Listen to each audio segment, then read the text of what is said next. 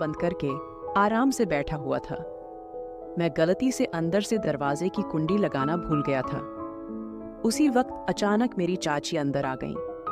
सामने का नजारा देखकर वो तुरंत बाहर भाग गईं, लेकिन मैंने अपना काम रोकना सही नहीं समझा। जब मैं बाहर आया तो चाची बोली, क्यों समीर, अंदर क्या कर रहे थे? मैंने कहा, चाची आपको पता ही है, अब मेरे मुंह से क्या सुनना चाहती है?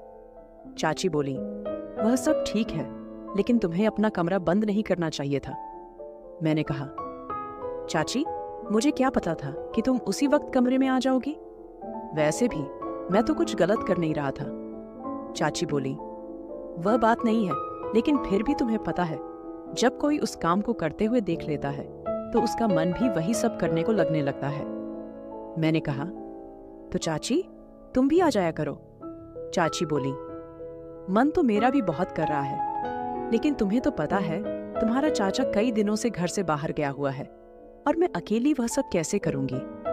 मैंने कहा, चाची अगर आप बुरा न माने तो मैं आपकी मदद कर दूंगा, मैं आपके साथ वह सब काम कर सकता हूं। चाची बोली, तेरा दिमाग खराब है। इससे पहले कि चाची और कुछ बोल पाती, मैं तुरंत वहां से भाग गया। वैसे भी मैं तो अपनी चाची के साथ बहुत पहले से वह काम करना चाहता था, लेकिन हाँ, कहने की हिम्मत नहीं हो रही थी। आज चाची ने मुझे देख लिया था, तो आज वह बात कहने का सही टाइम आ गया था और माहौल भी था, इसलिए मैंने वह बात कह दी। इससे एक बात मुझे पता लगी कि बात कहने का भी एक सही समय आता है। उस समय बात कर लेनी चाहिए। उस समय आपकी बात पूरी होने के बहुत चांस होते हैं। एक दिन चाचा और चाची छत पर काम कर रहे थे। मैं उन्हें यह सब करते हुए देख रहा था। मैंने कुछ देर खड़े होकर देखा। मेरे सामने फेस टू फेस एक फिल्म चल रही थी। मुझे चाचा चाची को देखकर बहुत मजा आ रहा था। चाचा अपनी सारी जान लगाकर काम कर रहा था। उस समय मेरी शादी नहीं हुई थी। मैं 22 साल का हूँ और मेरी चाची बहुत खूबसूरत थी। वह हमेशा मेरे साथ मजाक मस्ती करती रहती थी। चाची और मेरे बीच एक अच्छा दोस्ती वाला रिश्ता था। जब चाची हमारे घर में नई नई आई थी तो उनमें बहुत घमंड था, और घमंड होना भी चाहिए था क्योंकि वह किसी से कम नहीं थी। चाची की ऊंचाई और लंबाई बहुत थी। उनकी आंखें गोल और भरी भरी थीं। जब वह एक साथ मेरे की तरफ देखती तो मेरा सीना चीर कर रख देती थी। जब मैं कोई बात करता तो वह मुंह टेढ़ा कर लेती थी। तब से मैं समझ गया था कि चाची में खूबसूरती का घमंड भरा हुआ है। चाचा एक प्राइवेट कंपनी में काम करते थे। जहां वो काम करते थे वह हमारे घर से 50 किलोमीटर दूर था। उन्हें वापस आते आते आधी रात हो जाती थी। कभी कभी तो वो घर वापस नहीं आते और वहीं ठहर जाते थे। वो बस अब वहीं रहने का प्रबंध कर रहे थे, क्योंकि घर रोजाना आना जाना बहुत दूर पड़ जाता था। जब चाचा जी वापस नहीं आते थे तो चाची अपने कमरे में अकेली रहती थी। मैंने चाची को कई बार अकेले देखा था और उन्हें देखकर ही मैंने भी महसूस किया कि मेरे चाचा आधी रात घर आते हैं, कभी काम करते हैं और कभी नहीं। जितनी चाची को प्यार की जरूरत थी, चाचा उतना प्यार चाची को नहीं दे पा रहे थे। यह बात मुझे पूरी तरह से समझ आ गई थी। एक दिन सुबह मैंने देखा चाची बहुत उदास लग रही थी, तो मैंने उनसे पूछा, क्या हुआ चाची, आप उदास लग रही हैं?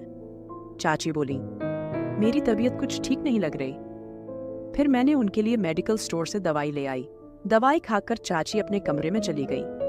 थोड़ी देर बाद उनका हालचाल पूछने के लिए मैं उनके कमरे में गया तो देखा कि उन्हें काफी बुखार था। मैंने कहा, चाची, चाचा जी आज घर नहीं आएंगे? चाची बोली, वह ऑफिस के काम के लिए कुछ दिनों के लिए बाहर गए हैं। मैंने कहा, अब क्या करूं? चाची की तबीयत तो बिगड़ती जा रही है। तभी मुझे ध्यान आया, मेरा एक दोस्त था अमन, उसके पापा डॉक्टर थे। मैंने तुरंत अमन को फोन किया और कहा, अमन तुम्हें एक काम करना है। वह बोला, हाँ बताओ क्या काम है? मैंने कहा, तू जल्दी से अपने पापा को मेरे घर भेज दे, मेरी चाची की तबीयत बहुत खराब है। वह बोला, ठीक है यार, मैं अभी भेज देता हूँ। थोड़ी देर बाद अमन के पापा आ गए। उन्होंने चाची को एक इंजेक्शन लगा दिया और कुछ दवाइयाँ लिखी। करीब 1 घंटे बाद चाची को आराम मिल गया। फिर सुबह मैं बाथरूम जा रहा था तो चाची बोली, समीर 1 मिनट आओ मेरे पास। मैं उनके पास गया। चाची बोली, मुझे माफ कर दो। मैंने पूछा, किसके लिए? तो चाची बोली, जब से मैं इस घर में आई हूँ एक बार भी तुझसे सीधे मुंह बात नहीं की और तू मेरा कितना ख्याल रखता है ये कल मुझे पता चला जब मेरी तबीयत खराब थी। मैंने कहा, चाची कोई बात नहीं, मैं तो तुम्हें अपनी ही मानता हूँ। फिर मैंने सोचा कि चाची तुझे अपने दिल की बात कह दूं, यही सही मौका है। लेकिन मैंने सोचा अभी दिल की बात बताना बेवकूफ़ी होगी, क्योंकि अभी तो चाची मेरी ओर बात करने लगी है। अगर मैं अभी बता दूंगा तो बहुत जल्दी हो जाएगा और चाची भी नहीं कर सकेंगी, इसलिए पहले चाची के साथ और ज्यादा प्यार पाना पड़ेगा। इसके बाद चाची और मेरे बीच एक अच्छी दोस्ती हो गई। मैं चाची की हर बात मानता और जो भी काम वो कहती मैं दौड़ दौड़ कर देता। चाची अब मेरे प्रति थोड़ी ज्यादा आकर्षित होने लगी थी। एक दिन चाची ने मुझसे कहा, समीर तुम्हारा चाचा तो कभी कभी ही घर आता है, तुम रात को मेरे कमरे में आ जाया करो, हम दोनों बातें कर लेंगे या एक साथ बैठकर फिल्म देख लेंगे। अकेले में मेरा कमरे में जी नहीं लगता। मैंने अपने मन में सोचा, लो चाची मुझे हिंट दे रही हैं। डायरेक्ट कहने से तो अब मुझे और भी आसान हो गया। अब किसी भी तरह से अपनी बात कह ही दूंगा। मैं चाची के कमरे में गया तो चाची अभी भी घर के काम कर रही थी। चाची को देखकर मेरा मन मचल गया और मैंने मोबाइल में मूवी देखने लगा। वीडियो की आवाज पूरी ऊंची थी और पूरे कमरे में सुनाई दे रही थी। चाची के पीछे का मुंह कमरे के गेट की ओर नहीं था, बल्कि टेढ़ा था, इसलिए बाहर से कोई आ रहा है इसका पता नहीं चल सकता था। मैं अपनी मस्ती में फिल्म देख रहा था और आवाज का आनंद ले रहा था। मुझे यह भी पता नहीं चला कि कब चाची कमरे में आ गई। चाची भी पीछे आकर वह फिल्म देख रही थी, लेकिन मुझे यह पता नहीं चला। चाची ने खंखार मारी और मैं उस फिल्म से ध्यान हटाकर देखा तो पीछे चाची खड़ी हंस रही थी। मैं जल्दी जल्दी फिल्म बंद कर दिया और पूरी तरह घबरा गया। चाची ने मेरा कान पकड़कर कहा, क्यों? अब क्यों बंद कर दिया? क्या डर गया? मैंने थोड़े हंसते हुए और थोड़े घबराते हुए कहा, चाची डर लगता है जब कोई वह फिल्म देखते हुए पकड़ लेता है। वह बोली, अच्छा अब तुम्हें डर लगता है? जब चाची के कमरे में फिल्म देखने लगे थे तब तो डर नहीं लगा कि चाची कब आ सकती हैं। मैंने कहा, चाची बस क्या बताऊं, आपके कमरे में पता नहीं क्या है, बस जब आना होता है तो मन मचलने लगता है।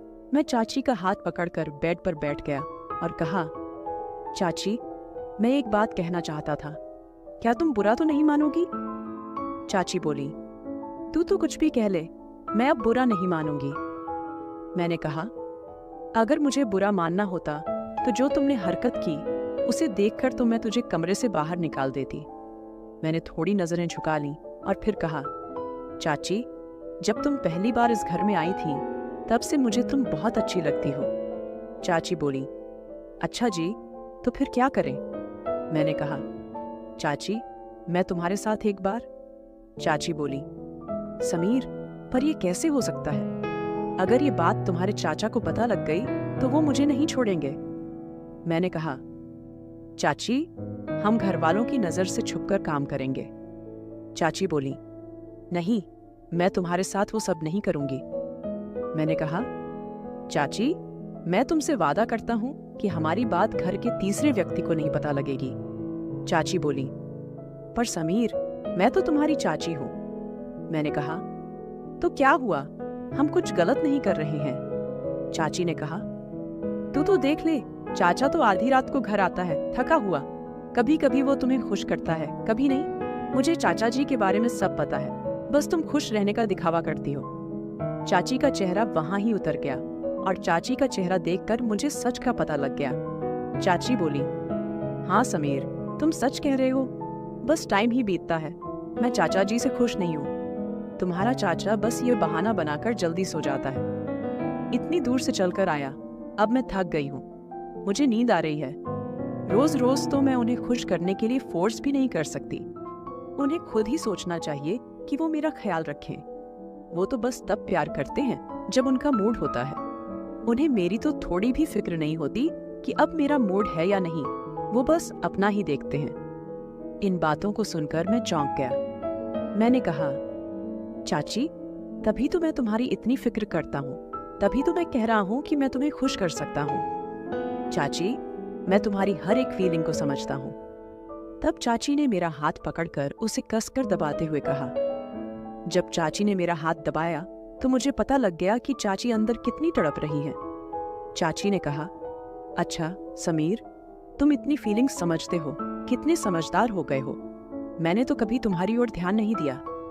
मैंने कहा, हाँ चाची, मैं तुम्हें पूरी तरह समझता हूँ। चाची बोली, चल मैं सोचकर बताती हूँ, अब तुम अपने कमरे में जाओ। जिस हिसाब से चाची ने मुझे कमरे में भेजा वह मुझे पसंद नहीं आया।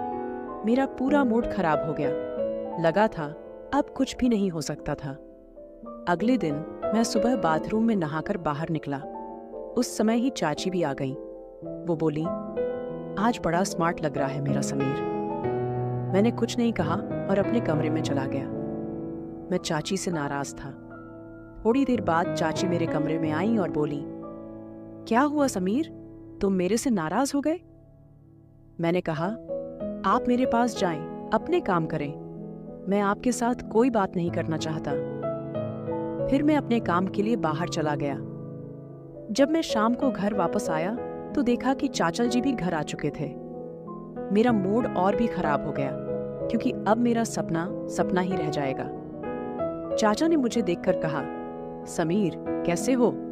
मैंने कहा, ठीक हूं चाचा जी। फिर मैं अपने कमरे में चला गया। थोड़ी देर बाद चाचा ने मुझे बुलाया और बोले, आजा समीर, खाना खा ले। फिर हम बैठकर खाना खाने लगे। मैं चाची की ओर नजरें मार रहा था। चाची मुझे देखकर मुस्कुराने लगी और चुप रहने का इशारा करने लगी। चाचा ने मुझसे पहले खाना खा लिया और फिर अपने कमरे में चले गए। मैं धीरे धीरे खाना खा रहा था। तब चाची मेरे पास आकर बोली, क्या बात है समीर, तुम मुझसे नाराज हो? मैंने कहा, हाँ। वो बोली, तू मेरी बात क्यों नहीं समझ रहा? यह गलत है। मैंने कहा, इसमें गलत क्या है? चाची बोली, तू अपने कमरे में जा, खाना खाकर सो जा। मैंने कहा, मैं सोऊंगा कि जागूंगा, आपको इससे क्या? और मैंने कहा, मैं आज रात छत पर ही बैठा रहूंगा, बिल्कुल नहीं सोऊंगा। यह कहकर मैं अपने कमरे में चला गया।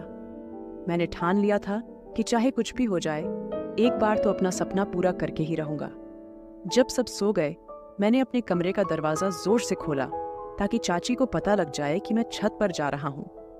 फिर मैं छत पर चला गया। मैं वहां 2 मिनट तक बैठा रहा।